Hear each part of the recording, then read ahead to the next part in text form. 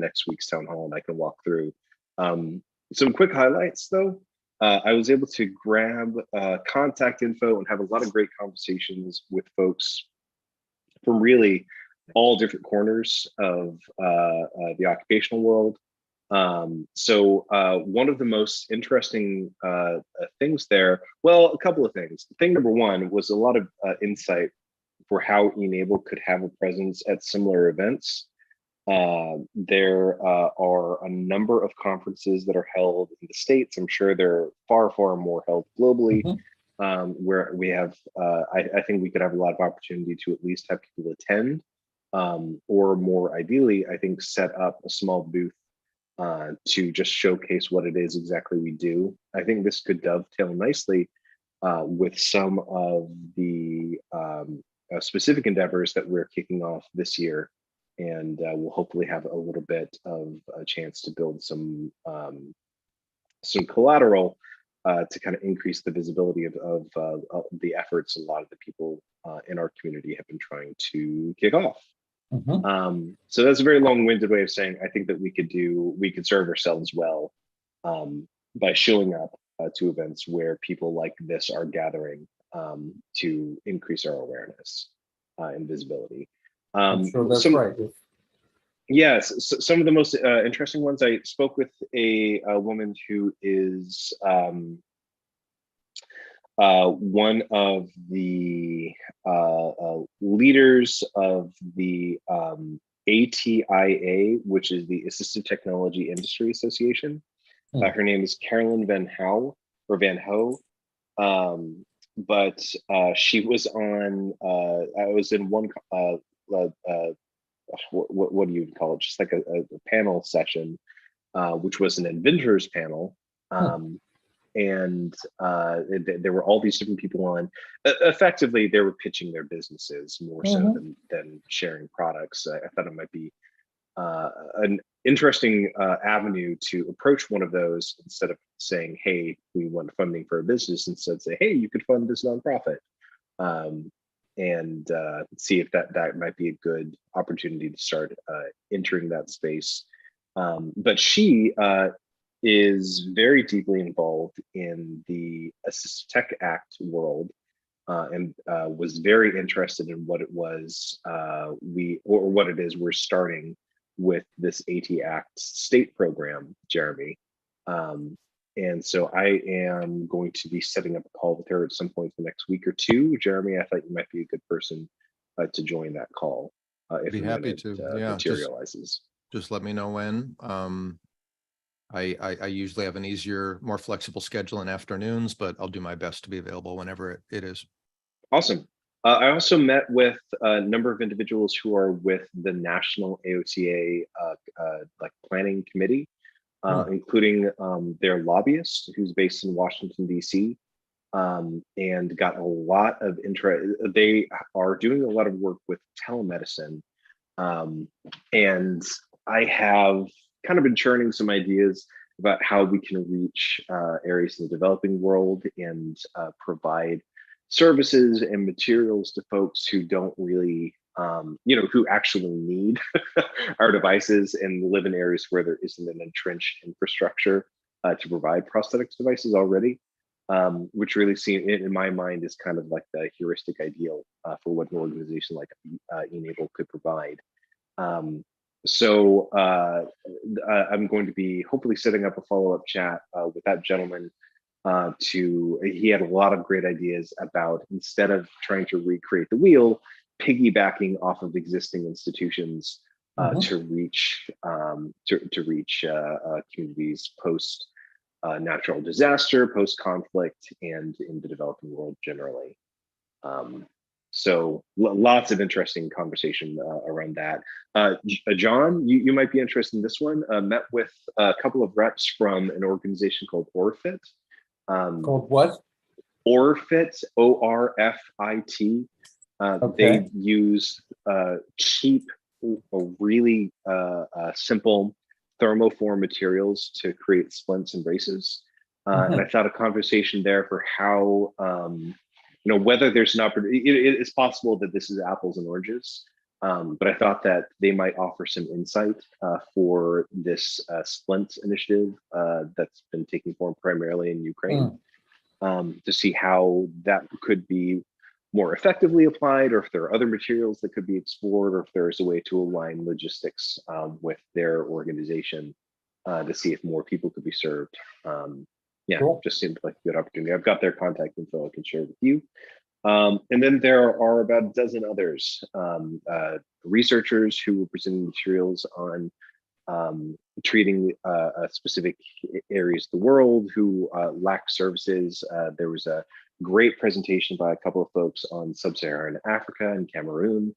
Had a long conversation with a couple of folks about the way in which the healthcare community talks about disability, and in fact, the word disability, and kind of how we approach communities and populations of individuals who have a quote unquote disability, and how it is, in their words, like the language of the oppressors. And it was really interesting stuff.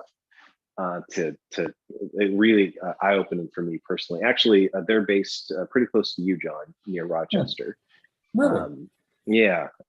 So they're, yeah, that would be another good couple of guys to maybe speak, just as I'm, not so subtly trying to push more general healthcare knowledge into this community. I thought that might be a good chance. The last one I'm going to bring up for now. Well, gosh, there are actually a lot. They're really, really interesting. Okay, two more. One, Hanger Clinic. I made contact with a couple of their lead prosthetists who were on site and tried to make nice and make it apparent that we're not trying to chomp into their space or carve out their business, and would love a chance to get some insight and guidance for how we can slot into this existing system without infringing upon like their territory. I think that could be a really fruitful conversation, but obviously one that needs to be approached tactfully. Last one is an organization based in London called Active Hands. And this was my favorite conversation the entire week. It's led by a couple of folks who proudly advertise that they use low-tech solutions for complicated problems. But really they just use very simple tools like Velcro straps and things to create kind of bespoke devices for people who have some form of disability. They are actually now competitors with Koala. I think they're like around the corner from them in London. And they said they have nothing but respect for those guys, but they're technically competitors. I don't know. I think it's really interesting. I'd love for e-NABLE to foster a relationship with both of those groups. Yeah. I think they do kind of different things. Koala has like specific products they make, whereas Active Hands tends to be a lot more like off the cuff and using available tools to make interesting solutions for folks. Yeah, I think that would be another great chance to bring some people on to speak to what they do and how e-NABLE could utilize 3D printing to donate materials, and for things that are just a little weird and or if there are like specific material constraints, if we could have our community members fabricate specific designs, I think that could be really an interesting partnership. So yeah, really fruitful, tons of discussions, lots of, also I walked around, thanks again to the Forsyth County chapter and the Helping Hands Project. Dr. Oh my gosh, Dr. Collins, I'm blanking on the name. And also everyone who helped fabricate those devices. I tied them to my backpack as I walked around and was stopped several times and asked about them, and it was a really great chance to share e-NABLE, and it was a good opening opportunity to hand out about 50 or so business cards to people, and I've already received a number of follow-up emails from that. From clearly we all have over the country. So. Clearly we have the right person on the job here. I would suggest that we maybe make that a primary focus of next week's meeting and get into a deeper dive. With your permission, I'm going to get back to some other things here because we have a Yep, few I'm all things. done. Perfect timing. Okay, so where we left off was talking about this question that we get all the time about repository. Do we have a repository where I can send generic devices and they'll get into the hands of people that need them? Best answer we can give at this point is no, we do not have one, certainly not one that's effective. It's something that we continue to work on, and we're trying to figure out how we can do this, or if it's even something we should be trying to do. Right now, I think for people that are looking to put their printers to good use, but they don't have specific people that have a need for a prosthetic, I would actually encourage them to look to our assistive technology program, of where they can print other types of assistive technology devices that can be sent to these state-run programs. They don't need to be customized. It's much easier to get them into the hands of people who can benefit from them, because you could think of each one of these state-run programs as a collection and distribution point, and they already have those capabilities. So for now, I think that's actually a much better option than just making e-NABLE prosthetic hands and arms, in generic sizes and hoping they'll get to somebody that could use them. Anybody else have thoughts on that? Well, Jeremy, did you read? Oh, go ahead. I'm sorry. So the splints for Ukraine is a very easy print, and those will get put to good use and sent to the Ukraine. So that's another practical project readily available with real impact. I'm just reading Adam's response here. So if you feel like you have a pathway, Adam, if you feel like you can get them to somebody who could actually get them to people who needs them, that's wonderful. We ought to, get that documented. And I have templates in the help desk that I would update to point people in that direction. We have pages on the hub that we'll have to update, because right now we have a number of different conflicting answers floating around. Yeah, so if there's a way we can formalize this, I want to test this out. Since posting here in this thread, I've heard word from 3 different chapters or individuals who have some number, or ranging from like 3 to a dozen of hands that they've printed. I would really like to steal those and test our little line that we've defined here through Pakistan to Kabul. Yep. Because the prosthetists on the ground there can make use of these generic devices and adapt them as needed, and with the materials that they have. We often forget about this because it's not been used very well, but e-NABLE Web Central also has a device inventory where people have posted devices that they've made that are available that have not been given to anybody. And there's, as you can see, there's a bunch of them here. As far as I'm aware, we've had all these devices come into the catalog. As far as I'm aware, not one of these has been claimed by anybody. So, Adam, you could claim all of these and ask them all to be shipped to you and use these to test your program if you'd like. Yeah, I mean, that would be amazing. I'm gonna, I've got a couple, I had a call with, oh my God, I apologize if you are listening to this after the fact, sir, with an individual who is a former veteran who actually speaks the local language in Afghanistan a little bit. He says it's been about 12 years, but he'd be really interested in having some conversations with our contacts on the ground there. He's got some hands that he'd like to ship. We've also got a couple of individuals I'm going to be meeting with probably early next week. Haven't finalized those times yet. You even got a kinetic hand in here. Yeah. So I think that there's a lot of there's a lot of potential here that I'm hoping we can pull the trigger on. Okay. And make sure that this is viable. Obviously, there's a lot of unknowns. I'm anticipating that we're going to hear that not every hand made it. Of course. Well, I think you're certainly the right person to help, validate the system. If you're able to figure out a process that works, then I would step in and help to update as many of these different instances that I can find, because I know there've been multiple threads, and like I said, I have email templates that have pointed people to different places, and I'll try to update all of those things so that we're pointing everyone to this new program once we have honestly, I think one bottleneck here will be, and I haven't confirmed costs or anything yet, but I think just the cost to ship is going to be a potential bottleneck, especially if we're talking about a scale that would be useful for developing a stockpile there. So if, just something to think about would be a collection point here in the States where Right. somebody gathers them and then we can ship them, a larger box of devices, which of course brings down the per device cost of shipping. And then the cost of shipping that box to our partners could be covered out of the e-NABLE fund. And that was my question, whether or not that would be, but again, I don't know. Well, honestly, Jeremy, this is nothing that I've done before. Sure. I feel like I've got a lot of threads, but it's enough that I'm not familiar with.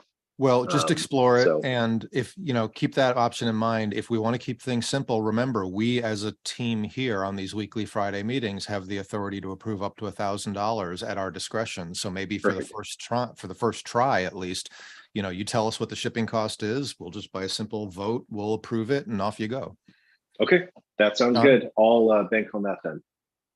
John? Adam, the critical thing though is you're going to want to check them to make sure that they are really functional and worth sending.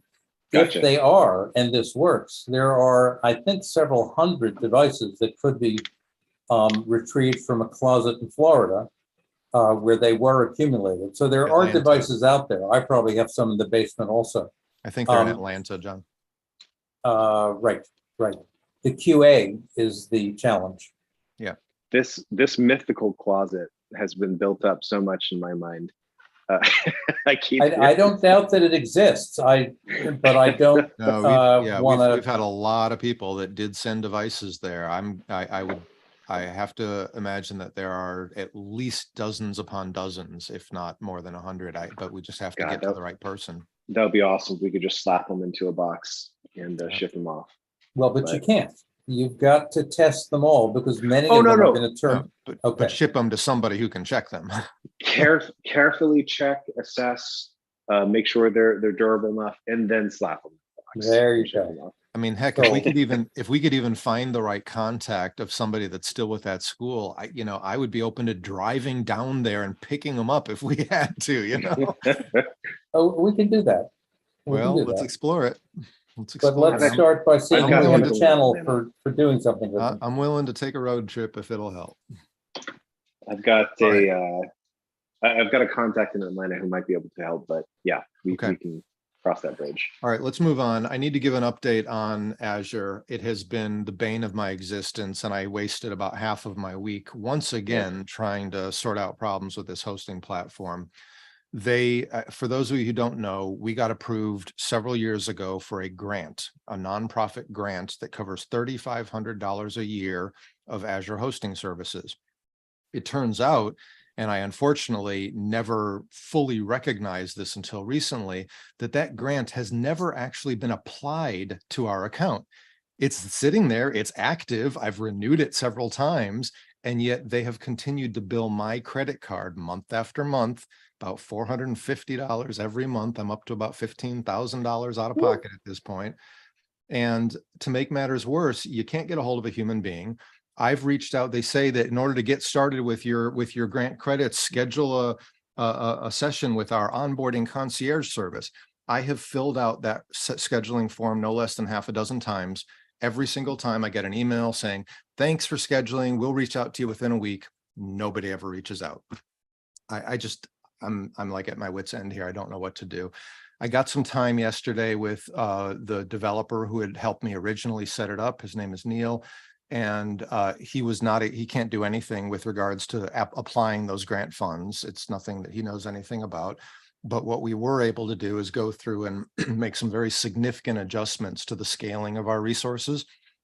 And so we brought the size of the virtual machines, the power of the CPUs, the amount of RAM, the amount of storage being allocated. We brought all of that way down, with the net result being that, he was actually concerned that e-NABLE Web Central would be, too slow. And I told him, I'll be honest with you guys, I said at this point, I don't care as long as people can still get to it if they need it.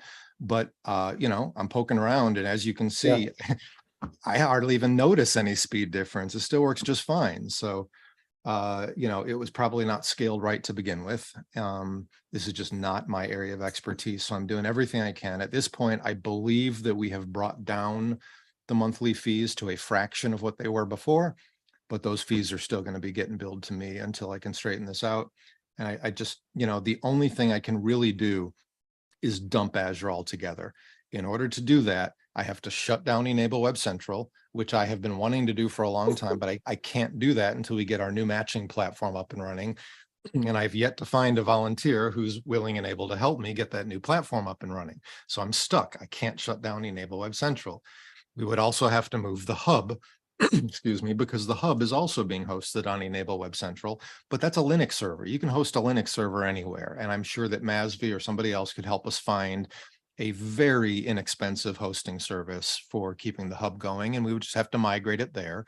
And then we would shut down our Azure services altogether. That's where I want to get to. I want to get off of Azure and unplug myself from this mess. But I've been trying to do this for, I don't know, a year and a half now, and I'm getting nowhere other than scaling back the resources. So I'm sorry to vent, but that is my update on where things stand with Azure. It's not been a pleasant experience. If anybody has any ideas or can offer any help with this, it is more than welcome. Well, Jeremy, this is a moment. I think you should write a little report, post it on LinkedIn,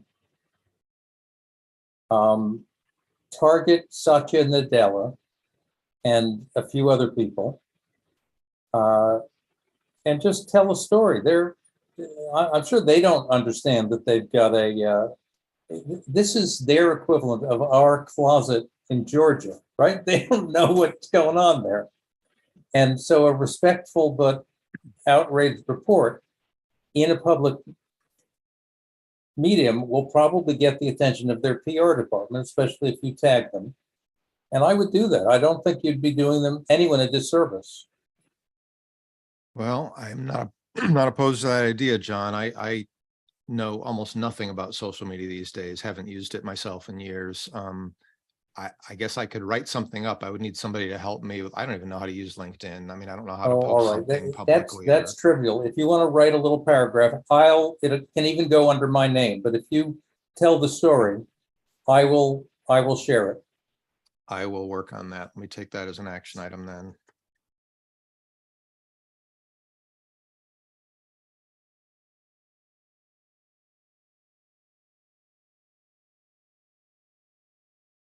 Okay, good idea, John. I will work on that. Okay.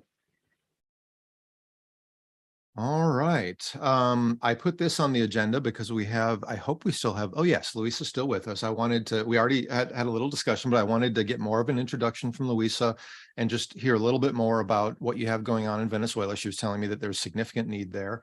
And I do want to try to keep this short, if you don't mind, Louisa, because I would really love to have a few minutes to talk with Tainara. Did we lose Tainara? We lost Tainara. Okay, and Louisa keeps popping into our waiting room. I'm not quite sure are you here, Louisa? Okay, well, maybe neither of these are going to work out today. I was hoping that we could get into some of this discussion with Tainara while she was here, but it seems I've already lost her, so. Well, she and Louisa did have a back and forth on chat, and they were both connected. Okay. So, but I would love to get I'm not to meet sure what's Tainara going on. again. Louisa keeps popping into the waiting room and I keep admitting her, but it seems like something's wrong. Well, I'll tell you what, folks, it doesn't look like Louisa's able to connect right now. And since we don't have Tainara, I'm actually going to request that we just kind of bring this meeting to a wrap because I have to get on to some other things. Oh, hold on, here's Tainara. Tainara, are you there?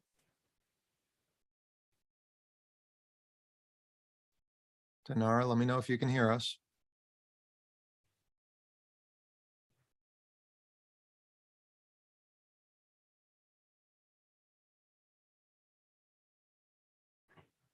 Tainara, are you there?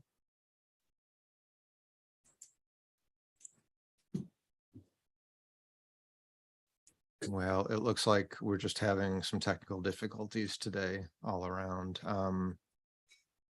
if you can hear me, Tainara, I would really love to get into this discussion that we've had, which I know you and Adam have talked about having you help us as a e-NABLE's clinical coordinator. Quite frankly, with the few minutes we have left, we couldn't even do this discussion justice anyway. I would love it if you would be able to join us next time, and we could have that discussion and allocate as much time as needed to take a deeper dive into that. So I really hope you can join us next Friday or any Friday thereafter that works for you. And if that doesn't work for you, we're happy to schedule a separate, session that we can. Hey. Hi, now we hear you. Hello. Hi. Sorry, it's because I'm in the car because I have a meeting in 30 minutes and the sign it's very bad. So I'm getting in and getting out. So now I can listen everything you can talk. No problem. So, I was just saying I would really love to get into this discussion about you in the potential role of e-NABLE's clinical coordinator. Unfortunately, we're pretty much out of time for today. And is there any possibility of you joining us next Friday for one of these? yeah, of course, no problem at all. Wonderful. Would be What I'm going great, to do Tainara. then Thank is you. I am moving this to the top of our list of discussion topics. That'll be the first thing we talk about next week after we go through action items, and we'll take as much time as we need for that. How does that sound? Perfect. Thank Okay. you very much. Okay. Thank you. Thank you all. I'm sorry for the chaos that we had earlier in the meeting. I will try to keep a tighter control on our security settings here next time. And I hope you all have a good week.